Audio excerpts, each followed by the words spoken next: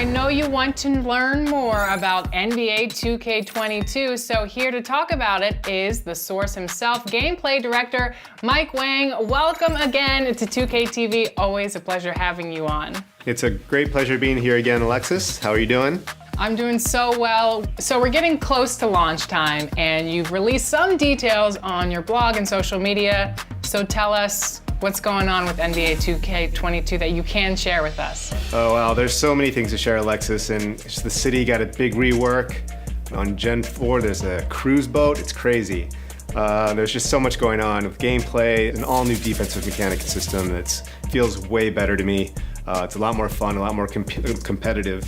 And just across the board, so many areas were touched. So I don't know where we want to start, but let's talk about some gameplay maybe.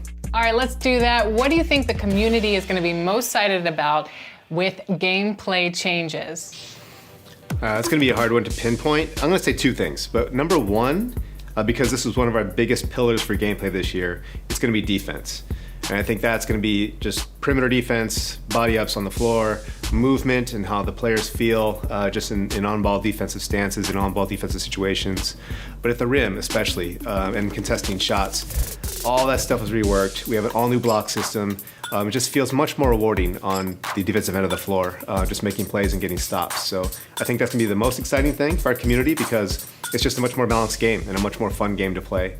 And the second thing I'm going to say is, because this is one of my personal favorites, is going to be dribbling. I think that just all the stuff we've added there with the new combos and the new signature moves, this is going to be a lot of fun. So if you're a dribble guy, a dribble head, you're going to have a lot to work with this year. What is Mike Wang most excited about with 2K22 gameplay?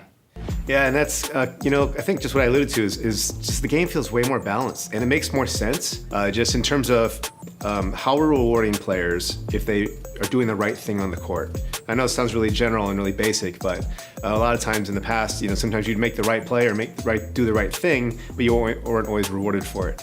And in 2K22, I feel like that's it's much more just a one-to-one. If you make the right play, you get rewarded. You get the right stops or you score.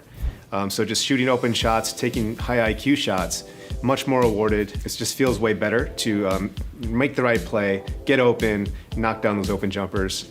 They're so much fun to play with. And Luka too, right? We brought in Luka from OCAP and he gave us his patented step back jumper and his moves, and so the nicest guy and super funny, just a pleasure to work with. So we're so excited that he's our cover guy this year. And that's awesome. Can you tell us a little bit more about Seasons? Yeah, so Seasons is going to be, we've had it in the past with my team. And the goal that Eric Benish wanted this year was to really extend the seasons across the entire game. So I'll speak to gameplay because that's my area. What we're doing with Seasons is we're going to try and release content throughout the entire year. So on day one, we've usually just thrown all the animations at you, all the signature moves and shots and everything. But we're going to try and roll that out across the year just to kind of change the meta up a little bit, give people something to look forward to. And it's really going to, I think, just prolong the life of the game and make people just excited to try new things as the year goes on. Mike, I know that a lot of players love making the dominant archetypes of NBA 2K and NBA 2K21. It seemed like it was the power forward. So Mike, what do you think the dominant archetype will be for NBA 2K22? That's a good question, because that's something that we're always trying to balance and tune, because we don't really want there to be one dominant archetype, right? So the power forward thing is fixed, and it's much more spread out in terms of the badges you get per position and heights and archetypes. But one thing we've really focused on was trying to make all the different heights and positions have unique strengths and abilities. So one thing that I think might actually be interesting is we might have a lot of smaller players this year. If you are 6 foot or under, you get a massive speed boost. You have access to higher ball handling ratings as well as like 3-point ratings. So a lot of people might gravitate toward that direction this year. Having said that, in our online test here internally, we've got a guy who plays as like a 7-foot center every single time, and he is so dominant in our games. So, I think it's a good mix, because I think you're gonna have people who wanna be kind of that in the middle road, small forward, power forward, and still kind of do it all. But you might see some players gravitate toward like point guards, small point guards even, and then like big centers, and hopefully we have the whole gamut covered and it's a much more balanced experience overall. What are the gameplay differences between Gen 4 and Gen 5? That's an interesting question because we wanted to do our best to try to keep parity between Gen 5 and Gen 4 as much as possible. So all the stuff that I mentioned before, like the dribble moves and combos, all that's going for both gens.